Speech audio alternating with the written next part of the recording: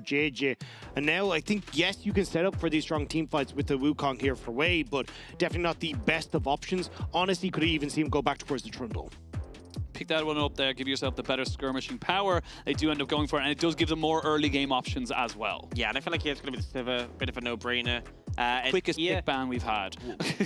Could we? Oh, actually, I was thinking maybe see the mid matchup, maybe see something like this. I mean, Silas is rough into Azir, but maybe see Scout pick up something like the Ahri that can do okay. But instead, prioritizing Viper, you know, this big carry performance that we've seen from Viper throughout playoffs has been a reason why EDG was successful, and by pairing him with the Lulu, you kind of guarantee your AD carry is going to be able to pop off in the late game. But that's where you kind of look and go, well, we're going to see the mid lane bans coming in from RNG, no doubt, right? So what do you actually try and go towards here as Scout? You can ban the Ahri now, make sure that that's not going to be in the equation, and then, as you said, Silas could just be straight up banned away, but also not great into the Azir. So I think Scout's definitely going to be put out massively here in this draft. I will say, you can only ban the Ahri, Silas, or the Talia. You still have... Talia's banned already. Oh, you're right, absolutely. I completely missed that, yes. Ban it twice. Yeah, absolutely. Well, it's had an incredible impact in this game, but yeah, like you said, just kind of having that little bit of a kind of a microscope now going on to Scout's champion pool, see what he's able to bring up. And that's, I think, where we're going to see what this last ban is going to be. Do they find something else where they're like, hey, look, we're happy to give across to Silas, but I have to say, I'm not I always get a bit nervous when a Silas is left open and there's Trundle on the opposite side. It just becomes so difficult to kill that Silas when you can steal away the Trundle. Wow, so okay. It is going to be the Akali ban. So honestly, I wouldn't be surprised if Scout just went back towards the Silas. You leave counterpick for Flandre and see how this one is going to pan out. Like, it again feels like both these teams going straight for big team fights. Oh, this could be big. And I mean, there's picks like LeBlanc. We saw the Victor played into the Azir yesterday when sort of the champion pool was thinned out. Scout does commit to the LeBlanc here, which, you know, I think Sivir's fine into with the spell shield that can limit the effectiveness, but obviously something that can actually pose a threat to the Azir. A lot of champions struggle to keep up with him with that Emperor's Divide, with the mobility, but now RNG got in the next rotation. What are they going to take in the support role? Do they want to continue with this line of thought of having that early pressure? With Amumu and Nola's gone, Leona's kind of the final engaged support that's available. Yeah, I mean, just on the LeBlanc, with a 66% win rate over the course of his career, Scout has been a monster on that pick. One of the most played in his career. Was one of the most famous picks he had when he came across and joined EDG in 2016. Now to see if he's going to be able to match it up. Leona and the Aatrox gone again for Breathe. We expect that it'll probably be the Renekton, but maybe we're going to mix things up. Yeah, it definitely can't be any of those AP picks that Flandre just like, because I feel like with the LeBlanc, with the Zeri, he does a decent amount of magic damage as well. Have another AP. I mean, maybe they go towards it, but I feel like it would make very heavily indexed into that AP. Especially with the LeBlanc, right? LeBlanc wants to be the sole AP damage dealer, so you don't index into your magic resist early and kind of screw her out of the equation. But this is it. This is going to be our final game between RNG and EDG. EDG definitely opting in towards a lot of comfort across the board. We'll have to see if they're going to be able to find that poke damage with things like the LeBlanc and Zeri. Make these fights a little bit more uneven for them, and it'll be on Flandre to find those big engage tools. Yeah, and I feel like the big thing for me is Viper on this Zeri, but not just that, paired with the Lulu. The emphasis is so heavily on this pick in the late game fights. Like, sure, if Flandre gets Mega Gnar, he can be impactful. Scout can find some burst execution, but in terms of carrying you with the DPS in the fights, Viper is the person EDG need to rely on. And it feels like it's on Ming to try and shut that down with this Leona, try and set up these strong team fights for RNG. Late game scaling with the Azir and the Sivir is going to be massive, but it is going to be a case of, can you lock down Viper? Can you finally find that third win for RNG that can put them into the World's Group stage, or will the summer buff of EDG prove too strong? It's a historical matchup, RNG versus EDG, Xiaohu versus Scout. We've seen it many, many times. MSI champion versus reigning world champion. It is going the full distance in this best of 5. One of these teams will be booking their ticket to Worlds, and another will have to go down for 2 more days' time to get themselves back into the world stage. You want to lock it in, you want to try and make sure you have that extra prep time, and it all comes down to this. 100% on the prep time. The fact is, you don't even know who you're going to be facing next out of V5 at LNG. You don't know what form they're going to be after they've had their time off as well. You want to secure it now. You want to avoid play-ins and get your ticket to Worlds. We jump on now and wait to see where the early advantage is. We haven't seen actually any level ones really, to be perfectly honest, coming out from either side. It has very much been a get vision, get information. But now that you have got the Trundle and the Poppy on both these teams, it's going to be very curious to see how they end up trying to transition into those big level 3, level 4 ganks we saw before. Yeah, I mean, especially when there's a Trundle on one side with lethal tempo, Poppy really doesn't want to go toe-to-toe with the Trundle. It's more about setting up the CC, finding the angles where you can knock someone in, so maybe Scout can land a chain, or you hit someone into a wall. But Wei, he will be perfectly happy just to match jiejie. In most scenarios, if you have a 2v2, 3v3 on the bot side, if Trundle can join in, he will perform really well in those smaller number skirmishes. So Wei definitely wants to track jiejie in this one. It does feel like, again, for RNG, they have to try and overcome that mid lane statistic. From the regular season, a 33% win rate for Xiaohu on the Azir. It's not a champion that RNG have felt comfortable playing around because Xiaohu has been the one setting up plays for RNG. Now, though, with Ming stepping into that role on the Leona, maybe he can find that comfort once more. But for EDG, you look at this squad and you know that this is exactly how they like to play. Flandre on something where you can find these decent flanks, try and set up for the plays. Scout back at home on this LeBlanc, and Viper on the most busted AD carry in the patch. Yeah. Pretty fair. Nice, you wrapped it up so nicely. I was like, I'm going to let that sit for a second. Ox just like, you're right, you know. Yeah. You're right, you're right. Well, you know what? You're not wrong. Zeri is pretty broken. Like a true Irish. We'll have to get you your Ors and Rs changed very soon as we make pull out the full Irish. I'm working on it. Yeah, we'll get you there towards the end, but... yeah, again, it just comes down to how you're able to execute on this. The LeBlanc is very interesting. It does feel like without that Sejuani, they feel like they can get a little bit more done, but it is going to, again, down to those flank angles. If Scout can find himself onto different angles of a fight to try and put down pressure on the backside, that's where EDG are going to find, again, their opening. And I think we can start from the earlier point of the game. Azir is a bit of a pain, as you can just constantly pressure the wave with those soldiers. He's hard to punish because of that mobility, but if EDG can maybe find some pressure towards mid, can free Scout up, he can be really active in those early roams. Now, Wei, as expected, is trying to find jiejie here. Yeah, they do. We'll have the mid laners coming in, though, and you can see that Wei recognizes this. The support of RNG trying to just make sure he can keep himself going. Flash, the ethereal chains, will land there onto the Leona, and will take a fair bit of chunk off of Ming's health bar. Everyone starts to back away, and already Dagda, a little bit of a jitter. Some people looking for advantages, but they don't want to give over too much themselves. Huge amount invested as well, though. Flash from Wei, flash from Ming, flash from Scout, already just to try and make sure that jiejie will be safe. But, I mean, advantages for EDG. jiejie gets to keep his camps, he gets to push Wei out, and you'll have to be far more honest here as RNG when it comes to that jungle matchup. Yeah, I will say, though, Wei does get the double scuttle, which can be pretty happy with that one. Does mean that jiejie is actually heading over here. Wei might just look for him again. He is flashless, so it's very dangerous if Scout can make the move, and he's already started. Yeah, he's moving over right now, has the priority there. And yes, the Azir is great, but the Azir is just never going to be as fast to rotate.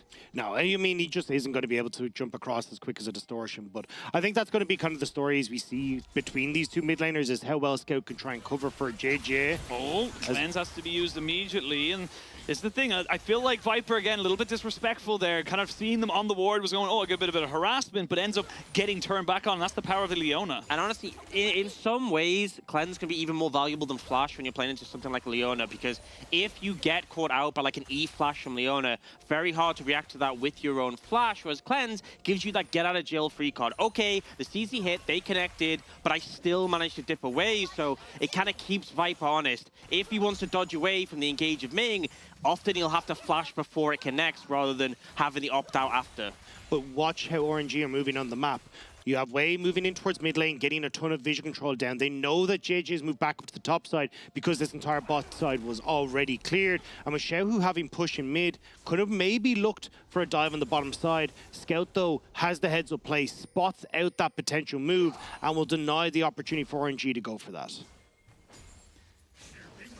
Moments like that can be the big difference maker. Information, it becomes a resource game at the end of it all. If you know if you know where the enemy jungler is, if you know where there's an opportunity, you can 100% capitalize. And that information is going to be crucial for RNG as this game goes on, because Scout in the later portion of the game is going to be trying to use the mobility of this LeBlanc to find poke. Same with Zeri and this Ultra Shock Laser. They're going to try and poke away at RNG. Gala won't be able to manage that. It'll be on RNG to try and find these quick engages, and that opens up for Flandre then to get these big Gnar ultimates. And you think historically one of the big answers to Azir always has been poke, right? Back in the day it was that poke Varus mid we actually saw being a big issue, a big problem for him, even when he was firmly in the meta. So having those options can cause problems for RNG, and the emphasis would be on forcing the engage, trying to make things happen. After that early little scuffle, we had flashes burn. Not too much has come from it. You can see about a minute and a half left on those flashes that were burned there. So haven't seen any capitalization, haven't seen any moves to try and make something happen, which, to be fair, I don't think you can really do anything to a LeBlanc, but Ming was definitely someone I thought maybe would see jiejie lean bot to try and punish. And it comes back down to what we were talking about. This is the game 5. This is the game where if you full send it on bot side and it doesn't work, that's a massive risk to the reward ratio that you're not really kind of honestly willing to take. And you can see that EDG are trying to bait them to full send it on bot side. Scout was roaming down towards this bot side. Viper just positioned himself. Hey, he's like, I don't have cleanse. Maybe you try and go for this. But Ming and Gala now hiding in the bush, trying to see if they can connect onto that Zeri. Just want the Viper to walk a little bit closer, and they get him. They're not going to try and let him near the wall. He will have heal coming in from the Lulu. Now Meiko left all by his lonesome, but it's Zeri. He's going to be fine to get away. This is one of the problems. I think their hope was that if they stunned him and did enough damage, he'd flash to the wall and then dash over. But there was just no way they had enough damage to kill him before he reached the wall. And they don't even burn the flash, so... You know, it's not necessarily like a super bad thing for RNG, but it's frustrating that they try to go for that setup and they aren't rewarded. They are going to reset, though, with the 7-minute mark hit. Going to be looking towards that Rift Herald on top side. Flandre has push in top lane after having just TP'd that a little bit earlier. Breed should be there to try and catch this wave, but Xiaohu does have full push in mid, so looks like both bot lanes going to try and stick around this bot side of the map. Yeah, I think they're going to revisit the bot to try and answer the wave. You'll see that RNG actually set it up so it's pushing towards them.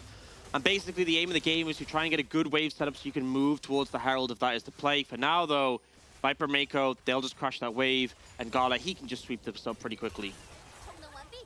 Yeah, Ricochet Blade's going to be able to make that very, very simple. You can even see Trundle 4-way hovering down on this bottom side, and EDG not feeling confident enough to try and go for that Rift Herald immediately, so they will go for the quick reset as well. So Scout now, with that blasting wand over Xiaohu, will be looking to try and burst out a member of RNG, but RNG, again, they haven't been baited into these Rift Heralds any game so far. They're happy to just try and trade for bot lane pressure.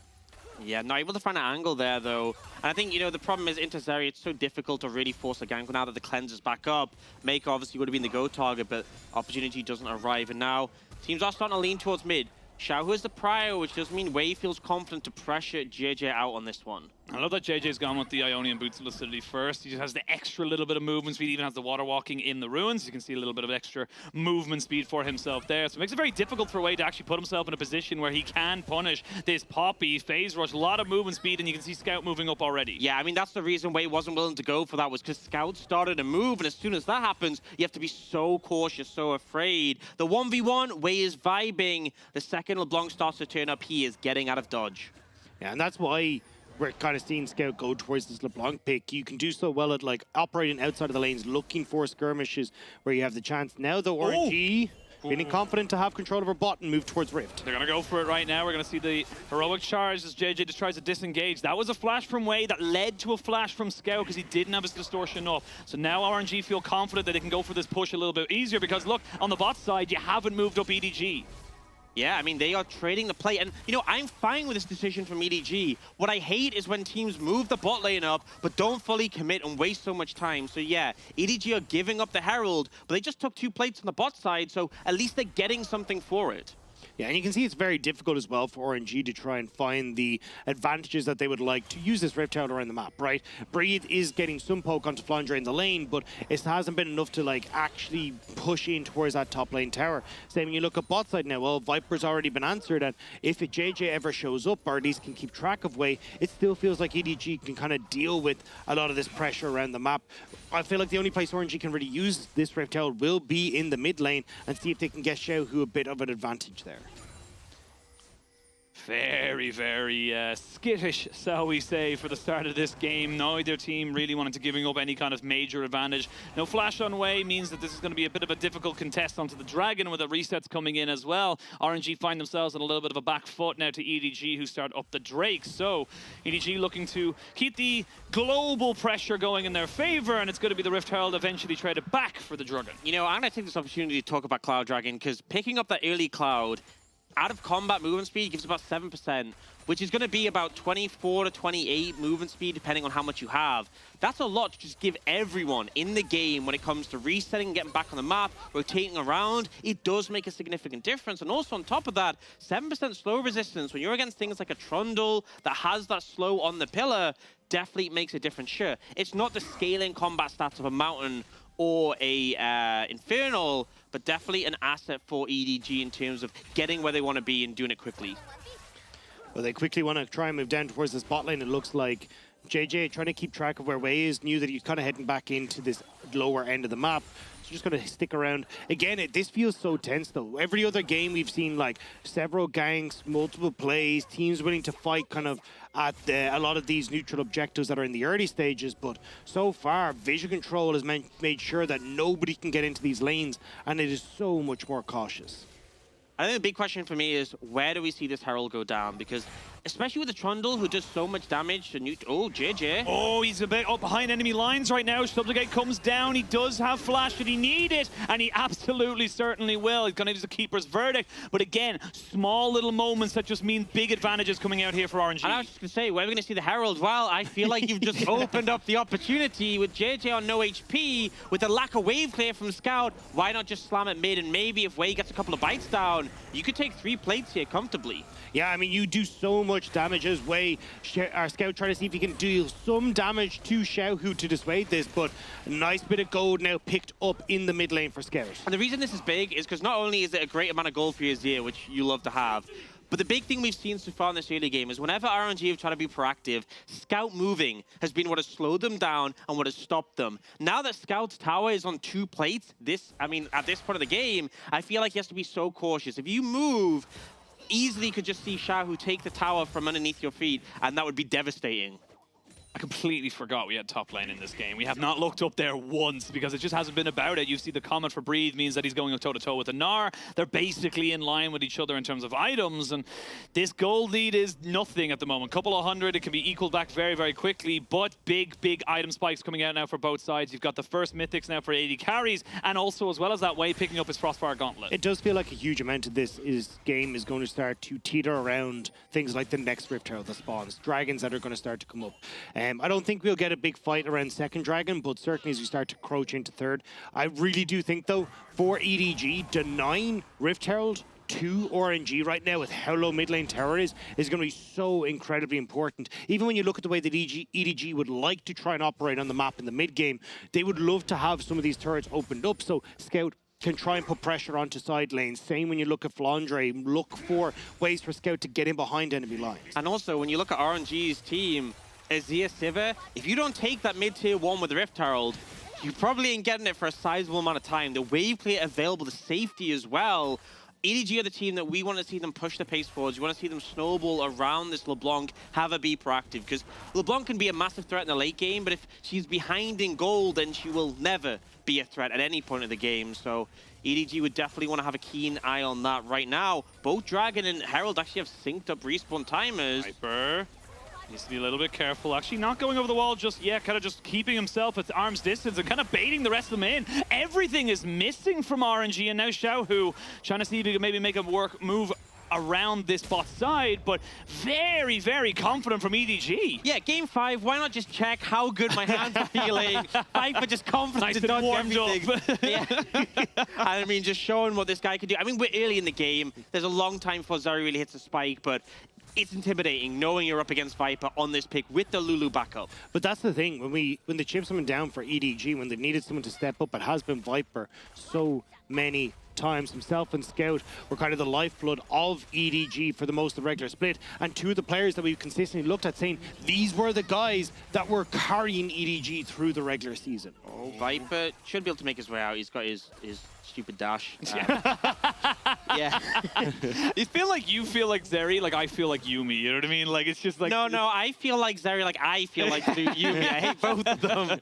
Anyway, I mean, the thing is, because Ming got chunked out, because the pressure was actually put onto RNG there, even though it didn't seem like it made that much of a difference, it did actually get them that first tower. And yeah, TP coming in from Scout. Gala has there's another coming too. Yeah, he's dead. Gala has to sacrifice himself. He knows he's not going to be able to survive this. A little bit of miscoordination does mean that we end up taking a little bit more damage. The ricochets are good, but Scout finally gets first blood, but Dragon in a tower. There's that call we were talking about, though. When Scout TP's boss, immediately RNG turn over towards that mid. Now they will trade the Dragon for that second Rift Herald, and it means that then they can actually be the ones that are opening up these towers, especially with Breathe pushing in this top side. And as Ox has already said, now this becomes very difficult for EDG to try and push against the likes of a Sivir and an Azir in the mid game.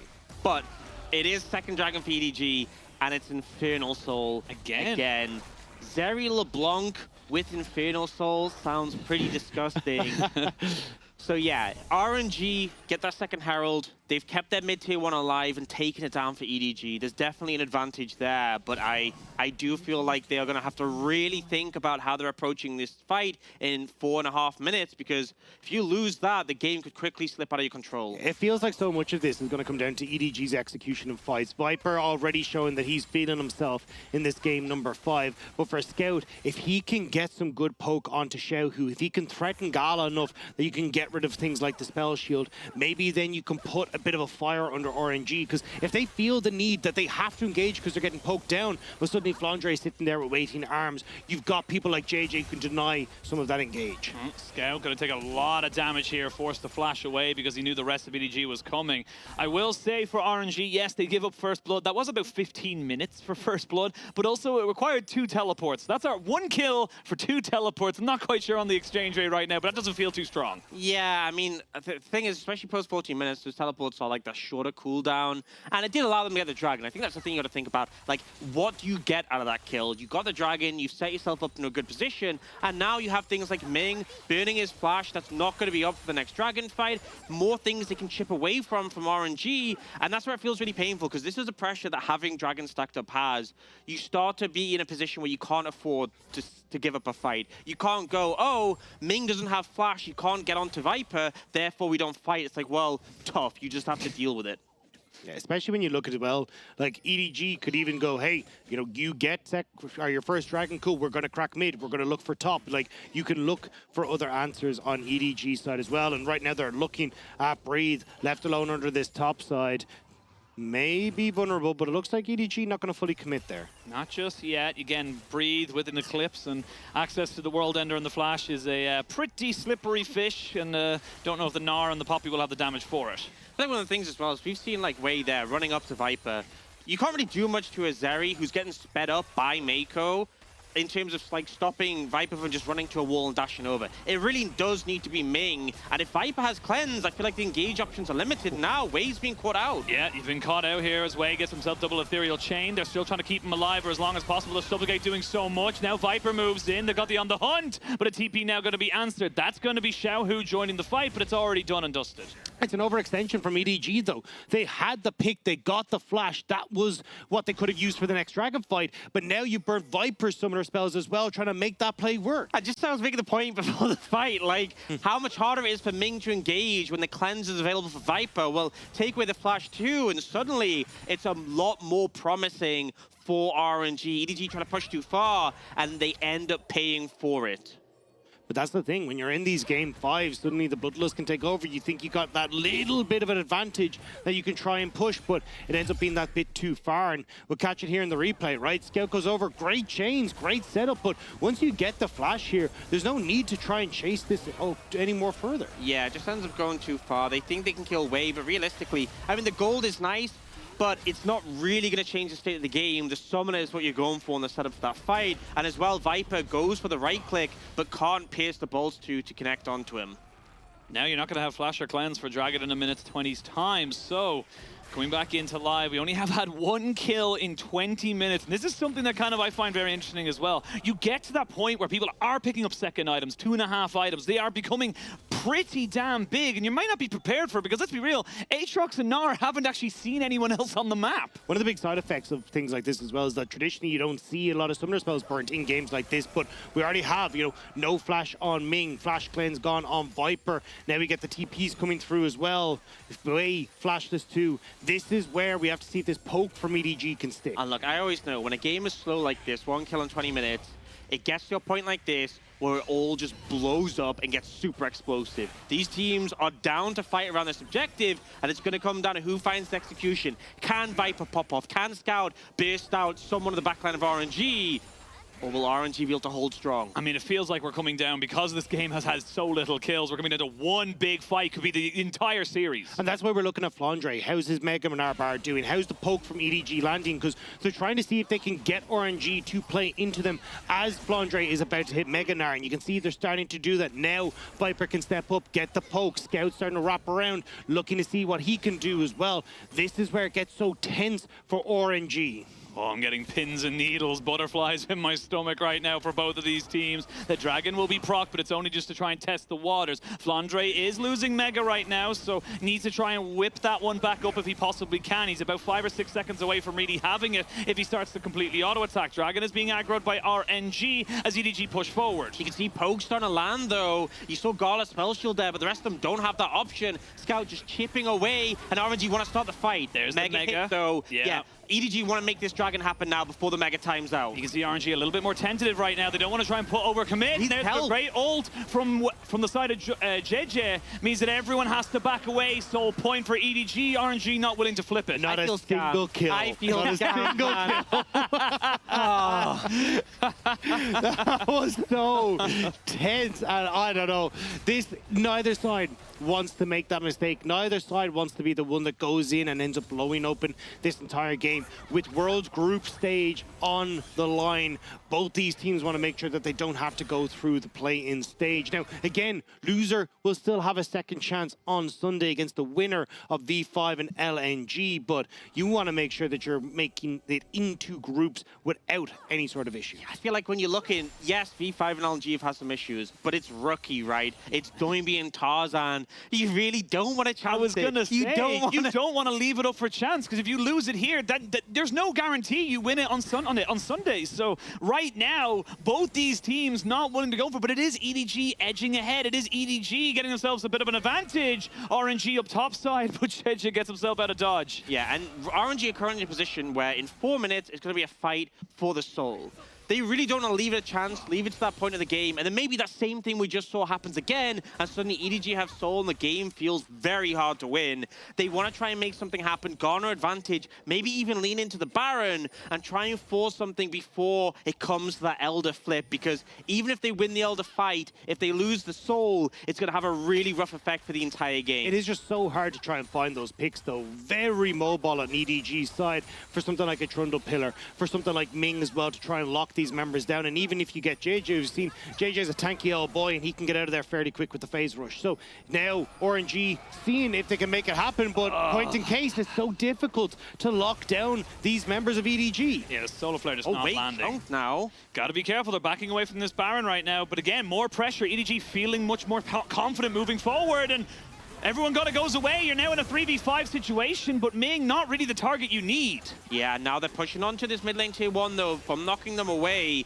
I think somebody said Scout is incredibly farmed on this LeBlanc and has that solitary kill. So with the Shadow Flame, the Ludens, and the Sork Shoes, there's not really any magic resist to speak of on RNG. He is doing insane damage. Great job by EDG as well to create that space with jiejie's Keeper's Verdict to actually get mid lane turret, because now you actually get to open up space for Scout. Okay, cool. Scout can push mid, start to sneak in behind people if we're looking at things like the Dragon, trying to make sure that he can get vision control for things like Baron. And with 2 minutes time until that objective comes up, this is now looking like dire straits for RNG. And that is the first time we've really been saying that in this series. I mean, it's coming down to it, where one kill is going to lead to several kills. It's not going to just be one isolated pick. It's going to be or several. It will be nothing or it'll at be all. Absolutely nothing. It can go either way. But that's my point right now, is that like there's only 1 kill, 2 towers apiece. EDG have the advantage in the sense that they have got Soul Point, and in 2 minutes time they can force a fight or not. They don't have to choose it. They've got the options. They've got the cards to play.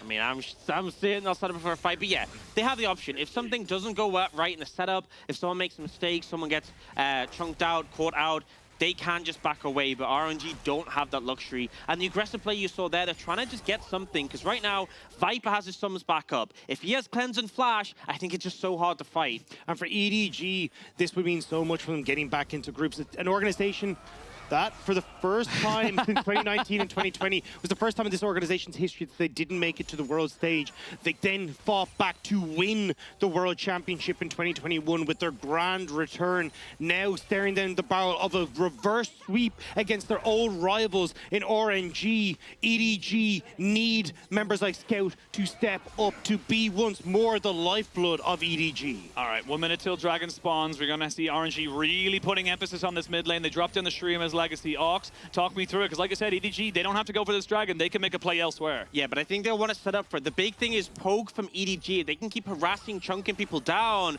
We see that the crown is there for Xiaohu, but you know, once that gets chipped down, we'll see Scout consistently harassed. The backline of RNG needs to be defended, and we need to see if Scout can find an angle. Yeah, really good tower here from Xiaohu, though, means that you can't actually get into river as EDG. You can't step up to really try and find this poke, and they're just looking to bully their way through this mid lane, and it's working fairly well. I mean, Scout can't get behind them because of that turret, because of the Streamer's Legacy, which means now with a couple of seconds till Dragon spawns, they've got full control of river. Yeah, it's about a timeout, though, and importantly, because Viper has the shield bow, he's able to heal up a bit off this wave, so that poke that connected onto him wasn't as threatening. RNG have presence in the area, but look, Flandre's about to go mega. That's the big one. Looking at Flandre, looking at Scout. Scout again positioning himself in behind the members of RNG.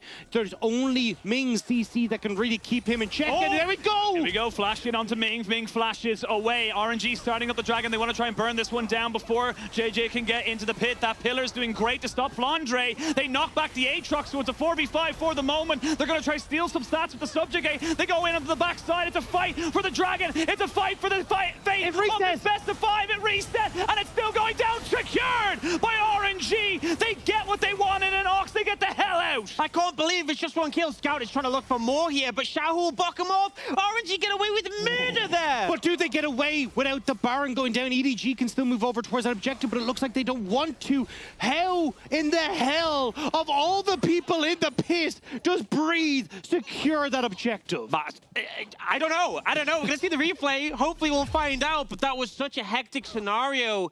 This felt so risky for RNG because they could have just lost Soul, but they knew they had no other choice. Wei ults jiejie, so he's super tanky here.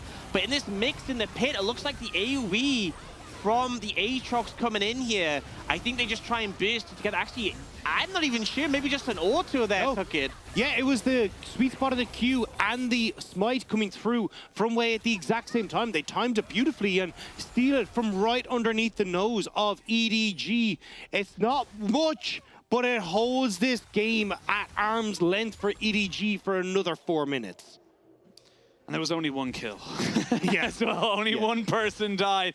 It feels like both these teams are pushing themselves on the very limit. One bad mistake, one false call could be the entirety of the series. And like we said, your ticket to Worlds gone. You cannot afford to lose. You cannot afford to risk it. RNG were put in a position where they win or they die. They got the result they wanted, and they only lost one person. That's as good as a result they could have got. And they only have to do it again in 3.5 minutes, and then again after that, the rest of the game. Oh, might be in trouble. He's got the double chains on top of him, but he's turning back some serious damage here. We're going to have a full fight coming in. The cleanse has to be used there. Ming is already dead. There's a good Poppy ultimate to try and separate this fight, but look at Xiaohu over the wall, just trying to do it, but Viper does it better, and they're pushing back in. Viper with the triple kill, and RNG EDG have broken this game wide open. You don't find the kills at the Dragon, but they will find it at the Baron. A great engage from Scout sets up for Viper at EDG 5-0. They want to take this game 5. And RNG just ended up opting into that situation. It wasn't a good fight for them over those jungle walls, with Scout being able to fly over, with the Zeri as well being such a threat. They choose to take the fight. They did what felt like the impossible. They denied the Dragon, but they lose it all in this fight. And again, it's just Scout. Great flank position. The double chains onto her Xiaohu means he's out of the equation. And Viper is in such a good spot. The AoE damage is doing so much work. The flank that Breeze tried to set up is out of the equation. And it's just easy for EDG to follow up. The Ultra Shock Laser corralling everyone for that damage from Edward Gaming. This is now again a horrific spot for RNG to be in, and when they were 2-0 up, to now see reverse sweep potentially in the hands of EDG is terrifying for RNG fans. And Viper delayed the Infinity Edge, but he is pretty close to completing that and having 4 items. This Zeri, the pick that we said would need to be pivotal for EDG in these late game fights, buffed up by the Lulu, is looking monstrous. But Scout on this LeBlanc is once again finding someone. Yeah, they're going to try to find Breed here, and he's dead, deleted, assassinated by the Viper's Zeri, and they're going to try and turn back on top of him, but look on the flank. EDG are done with this game. EDG are done with this series, and Flandre, the double MVP from the 2 wins, wants this to be a 3-2. And it looks like Xiaohu does just survive, but they're going to try and end it now with the Baron minion. Xiaohu needs to get back to base. This has to be a 2-man miracle defense. Scout wants to leave, absolutely no doubt that EDG are looking to end the game. 1.5 minutes left on the Baron. 3 members are dead for RNG, and EDG might have just done it. It's all on your Emperor, RNG. You need some big moves here, but they get 1 Nexus turret. They're going to secure another Nexus turret, and EDG, the reigning world champions, will go back to the World Championship to defend.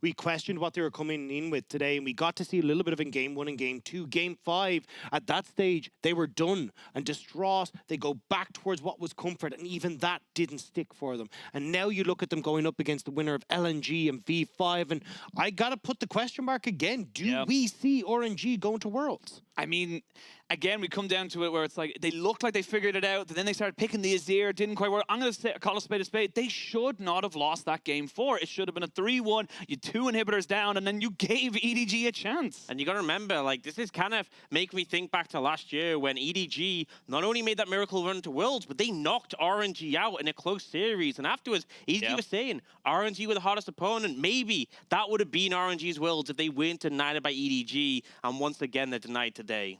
I mean, it just feels...